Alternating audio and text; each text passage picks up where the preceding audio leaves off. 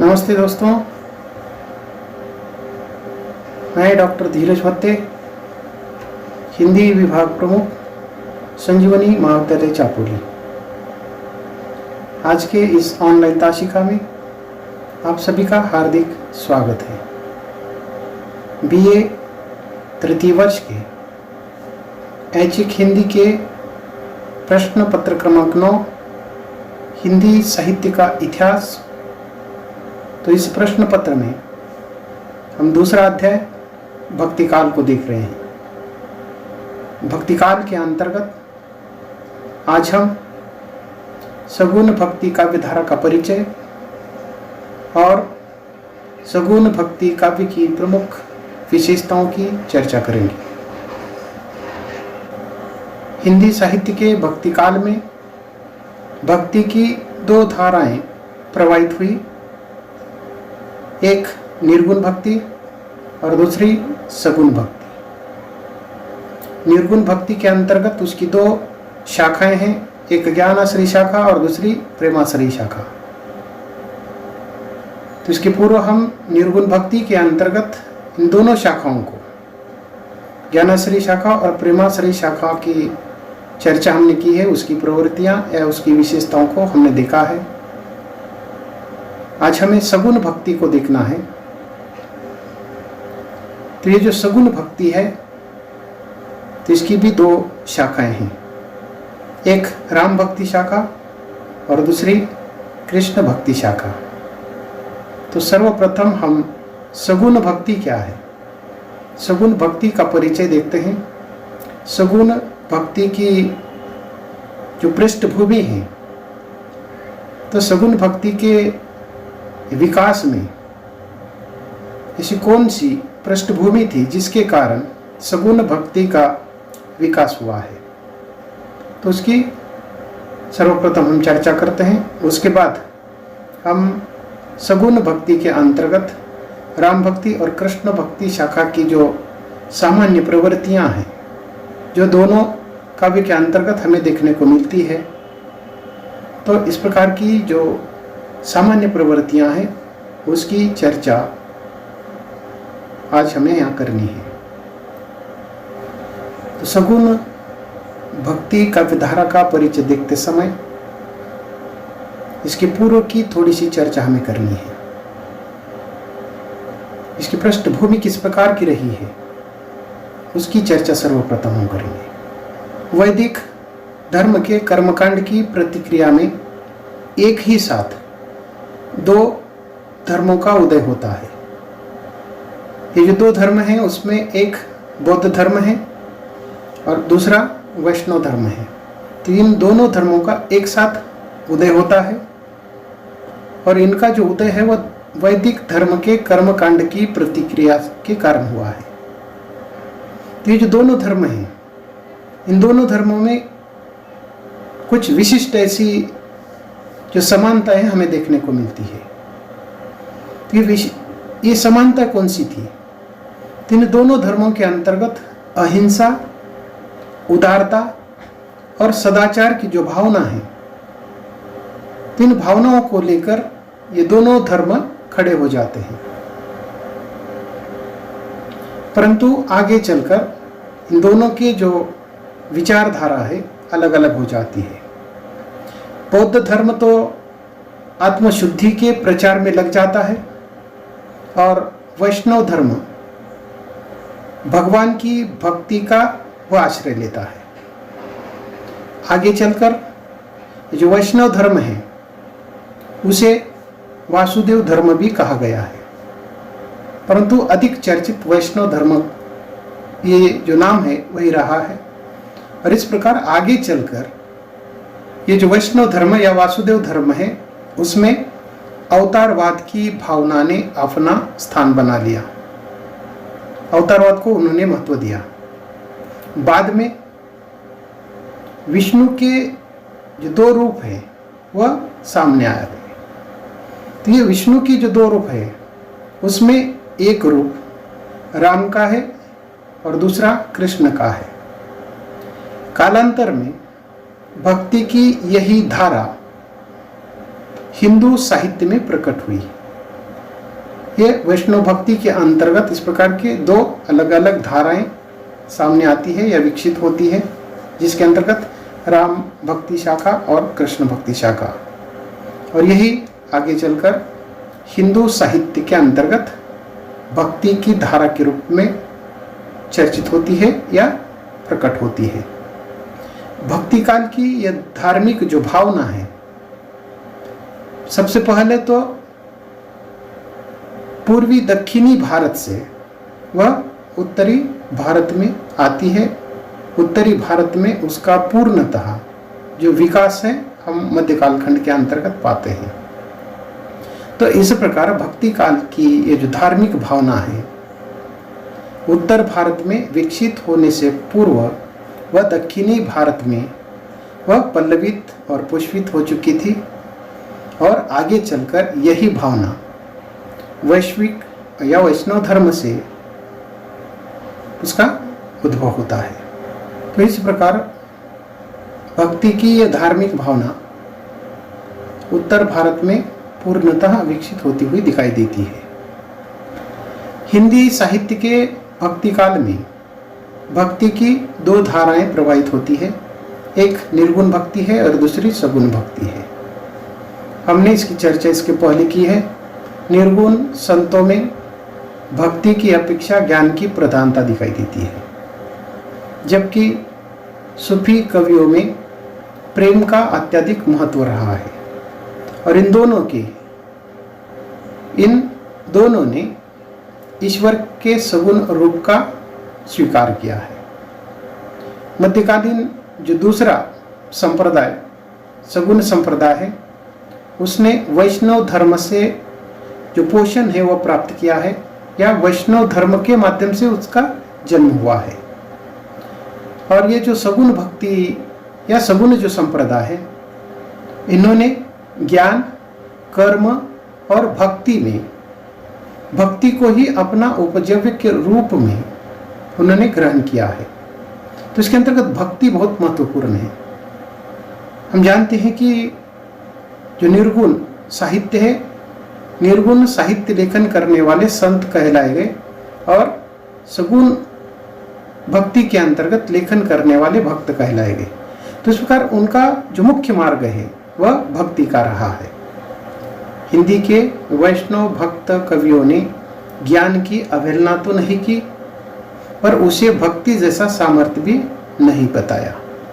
तो इस प्रकार ये जो सगुण भक्ति धारा है या सगुण भक्त है, इन्होंने निर्गुण भक्त की जो धारा है या निर्गुण भक्त का जो मार्ग है उसका उन्होंने विरोध तो नहीं किया है, परंतु उसका गुणगान भी नहीं किया है, परंतु इनका जो मुख्य मार्ग है वह भक्ति का ही रहा है।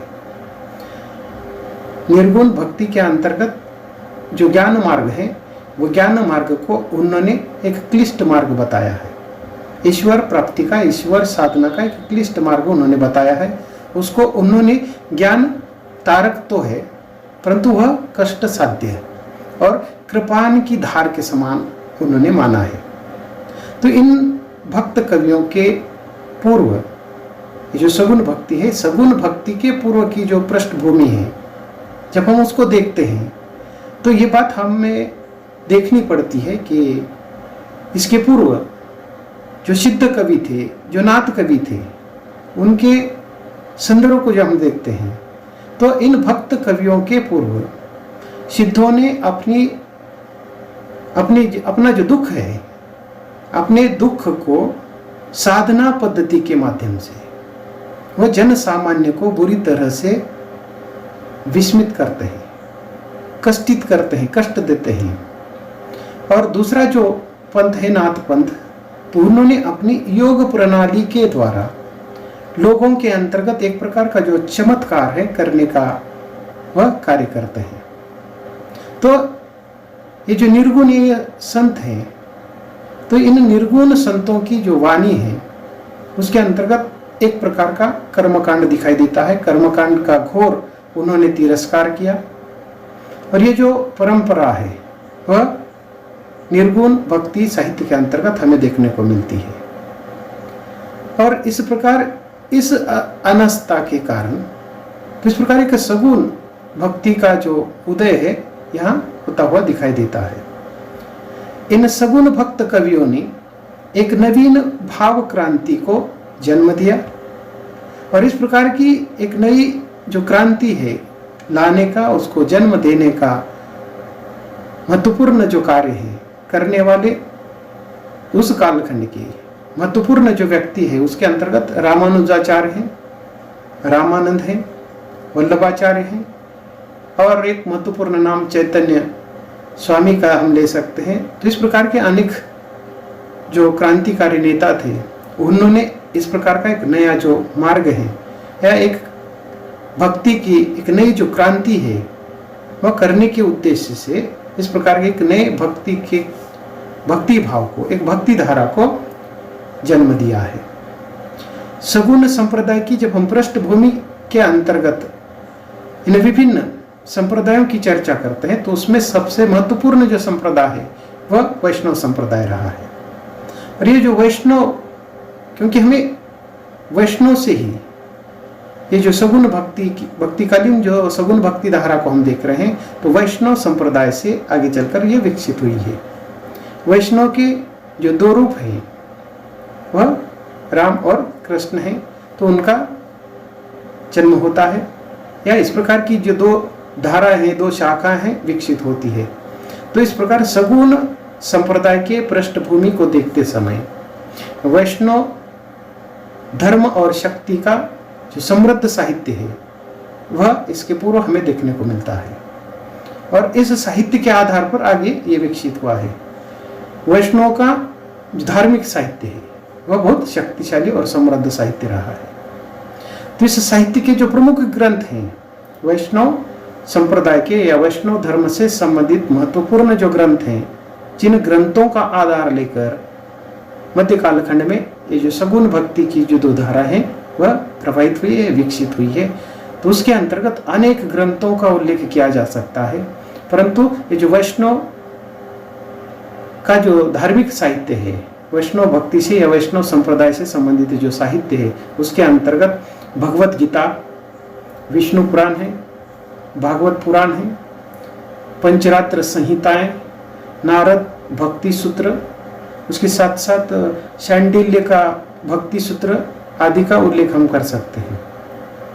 तो ये जो वैष्णव संप्रदाय से संबंधित ये जो महत्वपूर्ण ग्रंथ है, इसके साथ साथ हमें दक्षिण के अलवार भक्तों की जो रचना है वह भी ये जो वैष्णव संप्रदाय है उसकी अमूल्य निधि रही है, महत्वपूर्ण ऐसे ग्रंथ रहे हैं अलवारों के।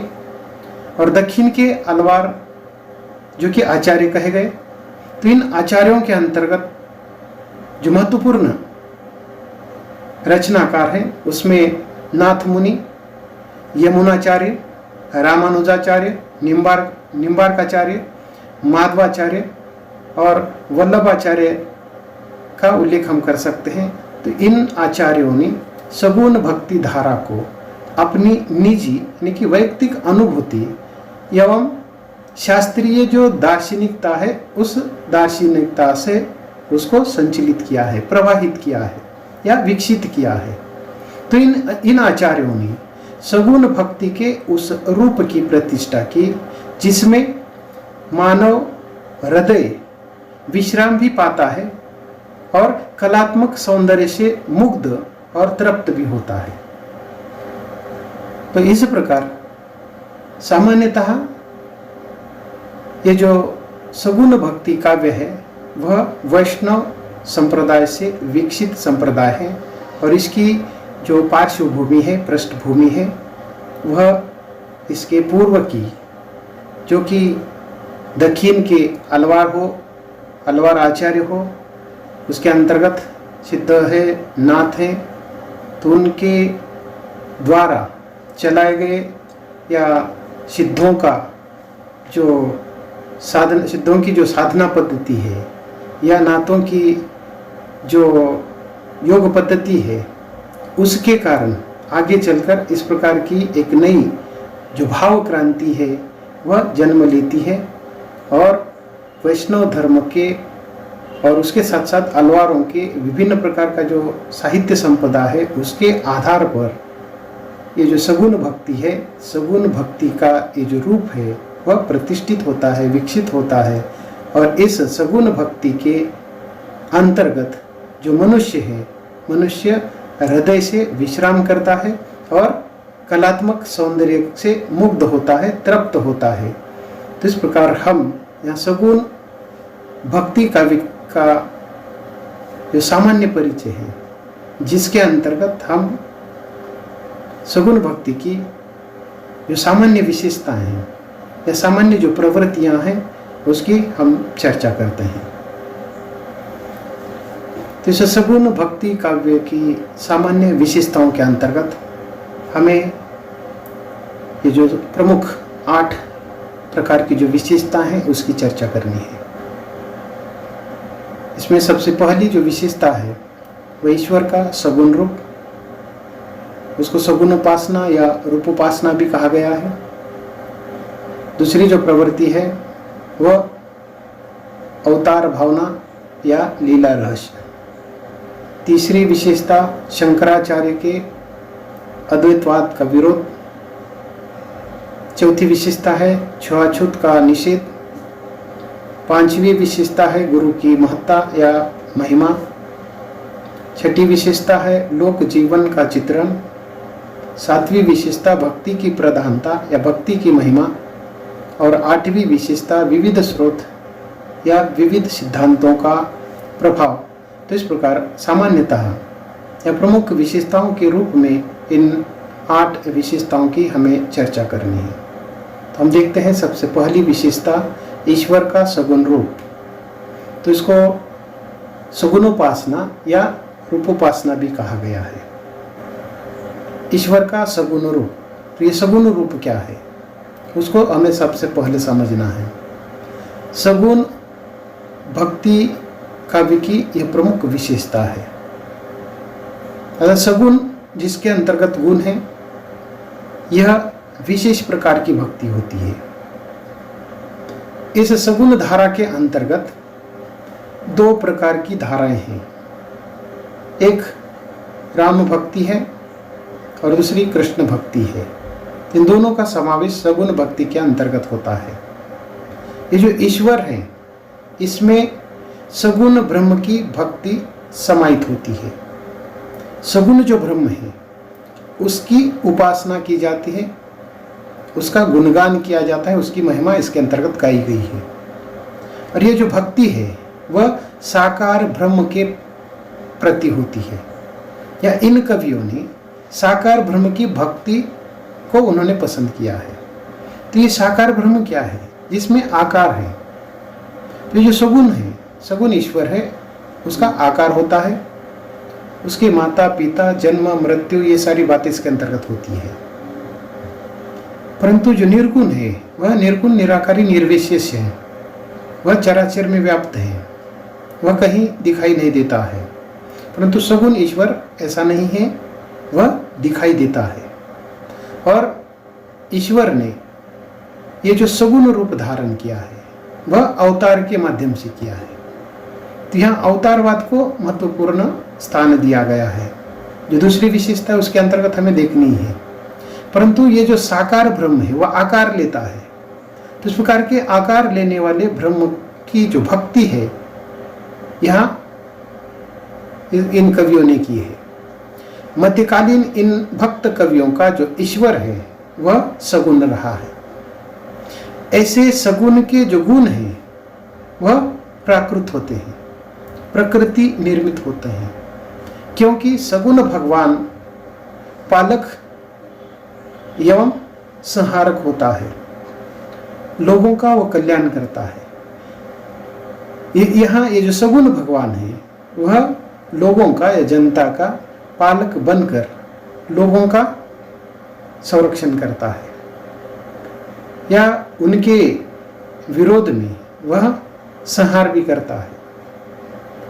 उपासना के क्षेत्र में सृष्टा ईश्वर का सगुण रूप इन्हें मान्य है। अर्थात इनकी जो उपासना पद्धति है तो उनकी उपासना पद्धति में सृष्टा ईश्वर यानी कि सृष्टि का निर्माता या निर्माण करने वाला ये जो ईश्वर है, उसका रूप कैसा है? सगुण है। सगुण रूप इन्हें मान्य है।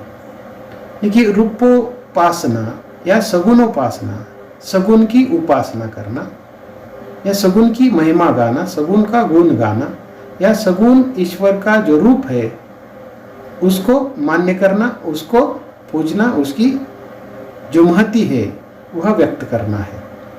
इस शाखा के कवियों को निर्गुण ईश्वर लगभग अमान्य है। यानी कि ये जो निर्गुण ईश्वर है उन्हें या इन कवियों को वह अमान्य है, अर्थात वो पूर्णतः उसका विरोध भी नहीं करते हैं, उसका खंडन भी नहीं करते हैं, परंतु वह अमान्य है। फिर भी कुछ एक के लिए भगवान चल और अचल भी है। चल यानी अवतार लेने वाला। तो इस प्रकार चल ईश्वर जो कि सगुण ईश्वर है, अचल जो निर्गुण है। तो इस प्रकार ऐसे कुछ कवि हैं सगुण भक्ति के अंतर्गत जिनको दोनों प्रकार के ईश्वर का जो रूप है वह मान्य है, परंतु अधिकतर इस कालखंड के सगुण भक्ति के जो कवि है उनको निर्गुण का ईश्वर अमान्य ही है। तो इस पर चल और अचल, मूर्त और अमूर्त, ये चल और मूर्त ये सगुण से संबंधित है और अचल और अमूर्त ये निर्गुण ईश्वर से संबंधित है। ऐसे ईश्वर की उपासना तो ये सगुण भक्त करते हैं। ऐसे ईश्वर की उपासना करना इन भक्तों को उचित लगता है। तो इस प्रकार की जो उपासना उसके अंतर्गत ये क्या करते हैं, तो अपने आराध्य की या जिनकी उपासना करना है उस सृष्टा ईश्वर की ये पूजा अर्चा करते हैं। यहाँ पूजा अर्चा की जाती है और पूजा अर्चा के लिए इन्हें मूर्ति चाहिए, उसका रूप चाहिए। तो इस प्रकार सगुण भक्ति के अंतर्गत पूजा अर्चा की जाती है। यहाँ मूर्ति पूजा होती है, रूप की पूजा होती है, रूप का गुणगान होता है। परंतु निर्गुण भक्ति के अंतर्गत इस प्रकार की जो पूजा अर्चा है वह मान्य नहीं है, क्योंकि वह मूर्ति नहीं है। मूर्ति नहीं है इसका अर्थ उसका कोई रूप भी नहीं है, निराकार है, अव्यक्त है, अव्याप्त है। तो इस प्रकार उसके बिल्कुल उल्टा सगुण ईश्वर का है, अर्थात यहाँ सगुण ईश्वर जिसकी मूर्ति और जिसका जो रूप है वह पूजा अर्चा करने के लिए चाहिए। सगुण साधना में रूपोपासना का विशिष्ट स्थान रहा है। तो इस प्रकार ये जो सगुण भक्ति है तो उसके अंतर्गत रूपों की साधना करना, रूपों की उपासना करना, जो रूप है चाहे वह राम का हो या कृष्ण का हो। यहाँ दो ही प्रकार के रूप है, एक राम है, दूसरा कृष्ण है। तो इस प्रकार उनका जो रूप है, उनकी जो मूर्ति है, पूजा अर्चा करने के लिए भक्तों के सामने चाहिए। तो इस प्रकार सगुण भक्ति के अंतर्गत रूप की उपासना यह बहुत महत्वपूर्ण है या उसको विशिष्ट स्थान दिया गया है। सगुण साधना में भगवान के जो नाम है और उसका जो रूप है, उसके नाम और रूप में भक्त को आनंद प्राप्त होता है। इतना ही नहीं तो सगुण भक्ति में रूप और नाम मुग्ध कर देता है, जैसे कि आनंद विभोर हो जाता है भक्त ईश्वर का रूप और उसका नाम सुनने के बाद। तो इस प्रकार भक्त भक्ति में तल्लीन होकर जो अलौकिक जगत है वहां पहुंच जाता है। तो इस प्रकार सगुण जो भक्त है वह क्या करता है, भक्ति में तल्लीन हो जाता है। कौन से भक्ति में, इस प्रकार के साकार ब्रह्म की जो भक्ति है या उसकी जो उपासना है उसमें तल्लीन हो जाता है, अलौकिक जगत में वह पहुंच जाता है। तो इस प्रकार ये जो भक्त है ये सगुण भक्ति के अंतर्गत तल्लीन हो जाता है और वह अलौकिक जगत में पहुंच जाता है। सगुण भक्त मूर्ति के समक्ष आकर उपासना करते हैं। तो इस पर ये जो सगुण भक्त है उनको उपासना करने के लिए, उनको गुण गाने के लिए उनके सामने मूर्ति की आवश्यकता है। परंतु निर्गुण ईश्वर के अंतर्गत इस प्रकार की उपासना नहीं की जाती है, उनको किसी प्रकार की मूर्ति की आवश्यकता नहीं है। निर्गुण ईश्वर में हृदय के अंतर्गत उसका स्थान है, हृदय से आंतरिक जो भाव है उसके सामने व्यक्त किया जाता है। वहाँ किसी मंदिर, मस्जिद या गिरजे घर की आवश्यकता नहीं है, परंतु यहाँ उसकी आवश्यकता है, एक मूर्ति की आवश्यकता है, एक रूप की आवश्यकता है, और वह उसके सामने बैठकर उपासना करते हैं या उसके समक्ष उसकी उपासना या आराधना की जाती है। ऐसा ये जो भक्त है, इस प्रकार का सगुण भक्ति करने वाला जो भक्त है, वह निरंतर अपने मन में भाव, चिंतन और ये जो ईश्वर है उसका गुण गाता है या उसके प्रति कीर्तन में हमेशा मग्न रहता है।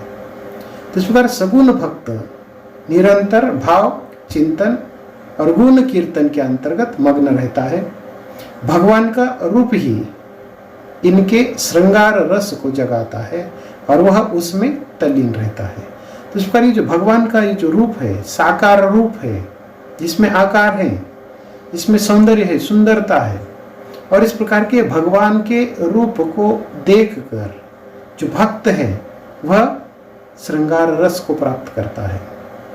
एक प्रकार की जो श्रृंगारिकता है इस भक्ति के अंतर्गत देखने को मिलती है।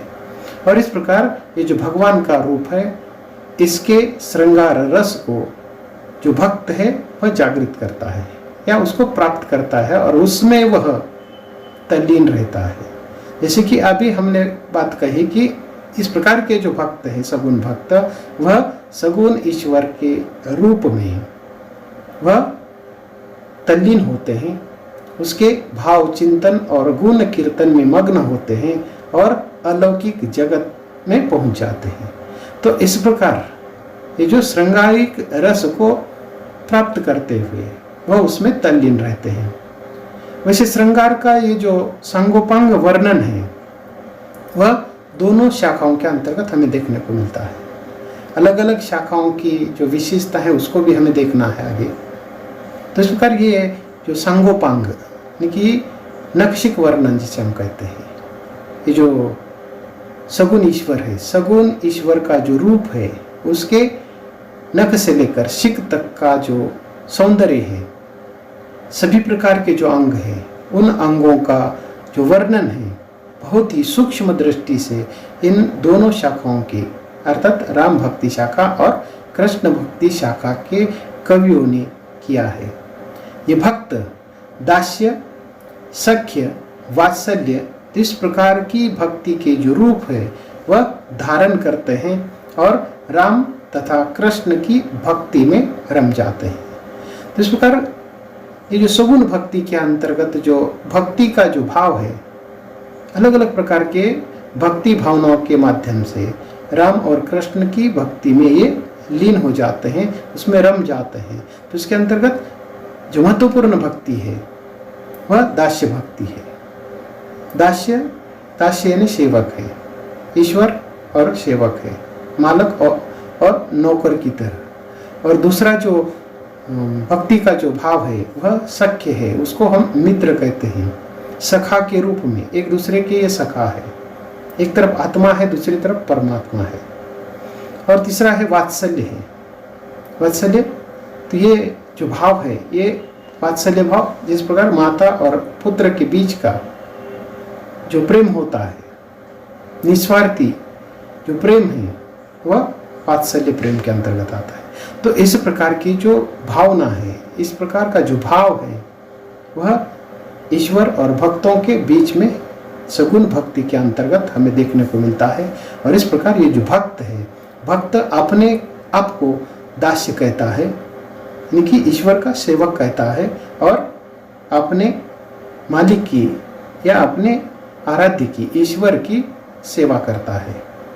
दूसरा जो भाव है वह सख्य है, ईश्वर को अपना सखा समझता है और उसकी सेवा करता है। और तीसरा वात्सल्य है, जिस प्रकार माता और पुत्र के बीच का जो प्रेम है उस प्रकार का प्रेम यहाँ ईश्वर और मनुष्य यानी कि भक्त दोनों के बीच में होता है।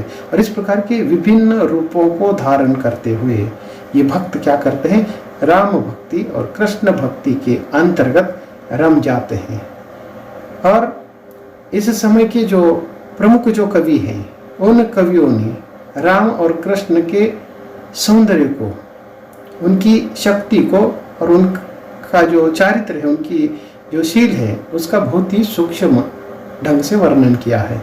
तो इस प्रकार जो सगुण भक्ति है, सगुण भक्ति काव्य के अंतर्गत पहली जो विशेषता है ईश्वर का सगुण रूप, तो उस ईश्वर के सगुण रूप का जो गुण है गाने का काम इस धारा के कवियों ने किया है। उसको ही सगुण उपासना कहा है। सगुण की उपासना करना, सगुण की पूजा करना, सगुण का गुणगान गाना, उसको ही रूप उपासना भी कहा गया है। सगुण का जो रूप है, सगुण ईश्वर का जो रूप है, उस रूप की आराधना करना है, उसकी पूजा करनी है, उसकी उपासना करनी है। तो इस प्रकार यहाँ ईश्वर का ये जो सगुण रूप है वह अत्यधिक प्रिय है। और उस सगुण रूप के अंतर्गत इन कवियों ने सगुण साधना के ये जो विशिष्ट ऐसे जो रूप की जो साधना है इसके अंतर्गत की जाती है। अवतार भावना या लीला रहस्य ये दूसरी महत्वपूर्ण विशेषता है। उपासना का एक प्रमुख अंग अवतार रहा है। इस विशेषता के अंतर्गत अवतार और लीला इन दो शब्दों को हमें देखना है। सगुण भक्त कवियों का सारा जो संसार है भगवान का अवतार दिखाई देता है। ये जो सगुण ईश्वर है या ईश्वर का ये जो सगुण रूप है वह अवतारी है, अवतार लेता है यहाँ। और वो कब अवतार लेता है, जब जब धरती पर संकट उत्पन्न होता है तब तब उसका संहार करने के लिए, लोगों की रक्षा करने के लिए ये अवतार लेते हैं। तो इस प्रकार की जो भावना है, इस प्रकार की जो धारणा है, उसको अत्यधिक महत्वपूर्ण स्थान जैसे सगुण भक्ति के अंतर्गत दिया गया है। तो इस प्रकार सगुण भक्त कवियों का सारा जो संसार है भगवान का अवतार उनको दिखाई देता है। गीता में भी भगवान का ये जो रूप है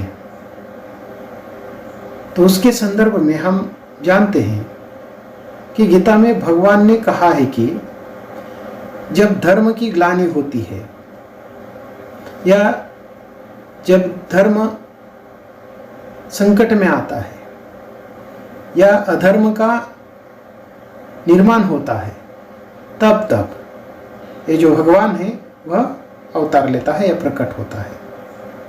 तो इस प्रकार की बात हमें गीता में देखने को मिलती है। गीता में भगवान ने कहा है कि जब जब धर्म की ग्लानि होती है, अधर्म का अभ्युत्थान होता है, तब तब मैं अपने आप को मनुष्य के रूप में प्रकट करता हूँ। तो ये जो बात है उसी बात को सगुण भक्ति के अंतर्गत स्वीकारा गया है। और इसी प्रकार का ये जो मनुष्य जो रूप है वह अवतरित होने की बात इन कवियों ने पसंद की है। अर्थात ये जो मनुष्य है, अर्थात ये जो सगुण भक्ति के अंतर्गत जो ईश्वर है वह मनुष्य का एक अवतारी रूप है। यहाँ जन्म नहीं होता है तो वह अवतार लेता है, अवतार के माध्यम से उसका जन्म होता है। और इस प्रकार ये जो अवतारी मनुष्य है वह जब जब इस प्रकार का अधर्म होने लगता है या धर्म की ग्लानि होने लगती है तब ये अवतार लेते हैं। तो इस ईश्वर को मानने वाले जो कवि है वह कवि ज्ञान, कर्म और ऐश्वर्य के साथ साथ प्रेम को भगवान का रूप मानते हैं। तो सगुण काव्य में लीलावाद का इसीलिए महत्व है। तो इस प्रकार ये जो सगुण की जो लीला है उस लीलावाद के अंतर्गत कवि क्या करता है, ज्ञान, कर्म, ऐश्वर्य और प्रेम को ये भगवान से संबंधित है और उनका जो रूप है उसको वह व्यक्त करता है, और वही सगुण काव्य के अंतर्गत लीलावाद है। लीलावाद क्या है या लीला रहस्य क्या है? तो सगुण ईश्वर के जो विभिन्न प्रकार के जो रूप है या उसकी विभिन्न प्रकार की जो लीला है, या उसके अंतर्गत हम उसको ईश्वर का जो ज्ञान है, कर्म है, ऐश्वर्य है या प्रेम है, ये विभिन्न प्रकार के भगवान के जो रूप है, वही सगुण काव्य के अंतर्गत लीलावाद है। इसीलिए इस सगुण भक्ति काव्य के अंतर्गत इस लीला का अत्यधिक महत्वपूर्ण स्थान है। तुलसी के मर्यादा पुरुषोत्तम राम हो या फिर सूरदास के ब्रजराज कृष्ण हो, दोनों भी लीलाकारी है जिनमें लोगों का मनोरंजन होता है।